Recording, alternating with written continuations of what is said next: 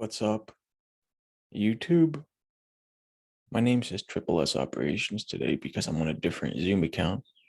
However, welcome. I think it's episode 39. We're about to start recording. Pretty good question, and I'll tell you, I answered it completely honestly. So let's start recording. Who are the three most influential people in your life and how do they impact you? Hey, welcome back. Thanks for being here. Today's question is, who are the three most influential people in your life and how did they impact you? I spent some time thinking about it. I thought I was going to have some boring answer, but it turns out, excuse me, when I fully, just honestly answer the question, I'll tell you, it's a pretty interesting answer. So the three most influential people in my life have been, number one, my mother. And not just because she's my mom and I was conceived in her womb and all that stuff. I don't mean to call the miracle of birth all that stuff, but the reason I share that was because she specifically wanted to make me a genius. And she would play me classical music in the womb, in utero. I don't know which classical music, as well as other things like jazz and like audio recordings. She would speak to me or read to me constantly during my entire development. So she was always on the cutting edge of like making smart babies research. Actually, the movie's Baby Geniuses, I don't know if you are aware, it's a 90s Hollywood movie called Baby Geniuses, and it's hilarious. It was like the CGI had just came out to animate realistic enough, humans. And so one of the premises that they decided to do was make this movie where it's a bunch of like superhero babies running all over the place, causing chaos and ruckus. It's great. So my mom actually watched that with me when it came out. Anyway, so I could read by age 2. I liked nursery rhymes a lot. I liked stories. I read young adult novels as a 4 or 5-year-old, like the fourth grade, 5th grade, sort of like entry level novel stuff where it's like stories about grade schoolers, like the main characters. So I read that kind of stuff when I was like 4 and 5. So it's weird because, most people's moms don't make them a logical genius. That's typically relegated to the father's role, the logical development side. However, and, I learned kindness. She was the first person I trusted. She's my first best friend. I got my sense of silliness, random humor from her. So she's the most influential. She's also my first tattoo. So anyway, second would be my dad. A lot of good values there. Just the value of hard work, the value of perseverance, the value of momentum, the value of effort, and the value of money, the purpose of money. And then in the sense that like Freud's theories laid the groundwork for all of psychology. My dad laid the blueprint for my entire vision as a father, not necessarily because he emulated it, more so because a lot of the emotional support, mental support, I had to figure out myself, which is why I'm the third most influential person in my life.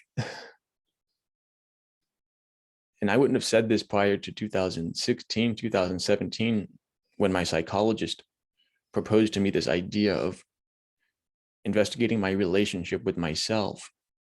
And I was like, what are you talking about, lady? This is weird. I leaned into it. I just took a chance and leaned into it and see how it felt to kind of use that verbiage within my own inner world. Use that framing, right? Use that perspective within my inner world. Sincerely apply it. You can feign open-mindedness all day long and sit there and say, you're rational, you're open to new ideas, show me the evidence, I'll change my mind on a dime. But you can't fool yourself inside your inner world. All those emotional biases and triggers and caustic feelings you have around this idea prevent you from even thinking about it fairly in your own freaking head. So I kind of guided myself through all that stuff as a child.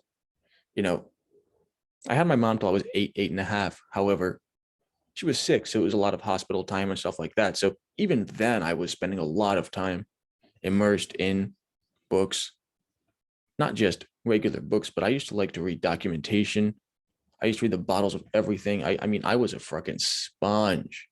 And then I got the internet when I was 5, and I was in chat rooms. I was in urban legends research pages. I was fascinated by truth seeking, and I was a glutton for information. So I got over that really, really early. So I still reparent myself. I'm still the third most influential person in my life to this very day. We're only growing closer. That makes me sound a little bit crazy. It's like I don't know. Anyway, yeah, mom, dad, myself, which is the Holy Trinity right there. That's the Father, the Son, which is actually the Father, the Mother, and the Holy Spirit. In the spirit of, well, I should say, patriarchy has suppressed the feminine power in so many ways. One of those ways is by changing the pre-flood, antediluvian wisdom of we have a divine sky god, masculine figure, like a dad in the sky, whatever. We also have a great mother. It's all around us. She is creation. She is magnetics, just like he is electric. And then the Holy Spirit, this is the ether, is our breath, is us. There's a million ways to look at it. It's that electromagnetic density. It's that splitting of one into two, allowing for stuff to happen and exist and be. So it's kind of symbolic, but I think it also feels destined. And maybe